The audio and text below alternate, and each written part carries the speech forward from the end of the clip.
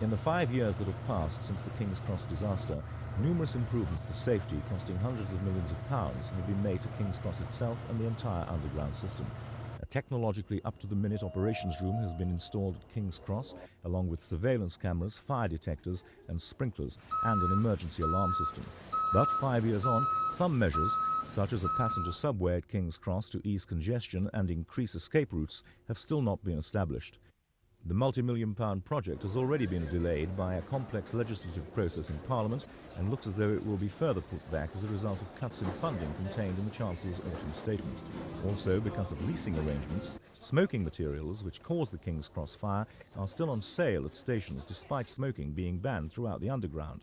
Nevertheless, London Underground is satisfied that, overall, it has made its stations infinitely more safe than they were before the King's Cross fire. What we're doing much more now is concentrating on the whole issue of safety management. And at King's Cross is a classic example. There we have a complex station which frankly came together by accident in history, doesn't fit well, and if not actively managed is dangerous. But we now do actively manage it. Our customers are inconvenienced by that, but they are safe. Meanwhile, survivors of the King's Cross disaster are still suffering physically and mentally from their ordeal, and an exhibition of photographs to mark the 5th anniversary has been organised by the Phoenix Appeal, the medical research charity which rose from the ashes. The exhibition, currently on show at Hamilton's Gallery in Mayfair, will tour the country to educate the public about the problems faced by disfigured people.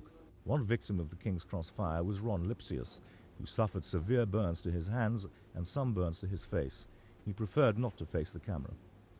If you're in the supermarket shopping and you want to handle some food or something, you become very self-conscious about it, and people can even give you some funny looks, like they're wondering why you're wearing gloves, and perhaps you have a disease or something, that contagious disease.